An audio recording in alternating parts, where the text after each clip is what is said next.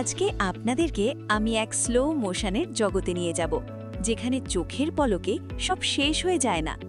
আপনি একটু নড়ে চড়ে বসুন, কারণ আমরা স্লো মোশন দুনিয়াতে পা রাখতে চলেছি, যেখানে প্রতিটা ফ্রেম গুরুত্বপূর্ণ আর ধীর গতিতেই জন্ম নেয় আসল সৌন্দর্য।